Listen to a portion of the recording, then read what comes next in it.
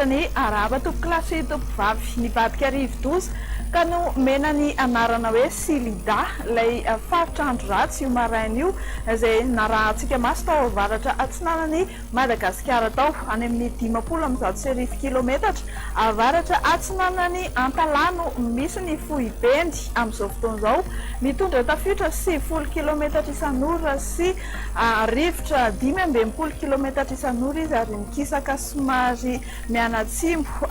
mianandrefana hatrany amin'izao fotoana izao vinavinaina itombo hery hatrany Silida ato anatin'ny 3 andro avy fa kosa tsy kasika ny morontsirak'i Madagasikara. Ny eto amintsika moa dia mbola nialy izay dia nialy izay lalandava no mamaritra ny toetry ny andro. Arak'izany ary arosanao manaraka izao ny vina ny toetry ny andro amin'ny rapitso ho amin'ny maraina dia efa hilatsaka sahady ny orana ny amin'ny faritra avaratra atsinanan'ny Madagasikara iny izany hoe ny marimarina koa ny Sava Analanjorofo ary Toamasina Anjombona ary mety arahana herika manify ny amin'ny faritra Alaotra Mangolo ifandimby eo ny rahona sy ny masoandro ny amin'ny faritra sisa ho amin'ny rapitso tolakandro indray anorana tandrifondrahona mety araha kotroka be izao ny amin'ny faritra Diana Sofia mahazo ny Bongolava Itasy Vakina Karatra amorony mani Hotmatsiatra Iorombe atsimo andrefana ary ny faritra Anosy sy Androy Andrahoana na ifandimby eo ny rahona sy masoandro ny amin'ny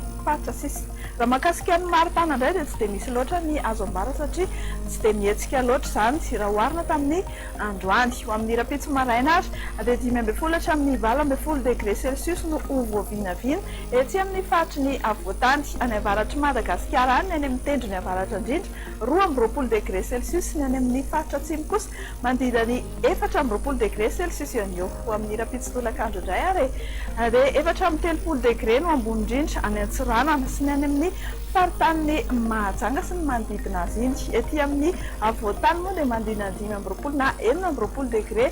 celsius dia reto indray ny tsara fantatra raha mikasa hivoaka ny ivelan'ny Madagasikara ianao eny na tsy mivoaka ivelana Madagasikara dia tsara jerena ihany ifandimby ny rahona sy masoandro ho amin'ny rapitso any Johannesburg any andrahoana kosa ny andro any Paris ibalika be ny masoandro ao Bangkok anorana malefaka ao Milan anorana tandrifondrahona mety araha kotroka ny faritry Nairobi dia ifandimby ihany koa ny rahona sy ny masoandro raha ho amin'ny rapitso any Maurice andrahoana ao Seychelles sy La Réunion anoram-baratra ny faritry Comore dia ireo indray raha aloha no vaovao mahakasika ny toetry ny andro azona rosoantsika ho amin'ny tsiala aty mametraka ny mandra-peona ho amin'ny rapitso indray veloma tompoko.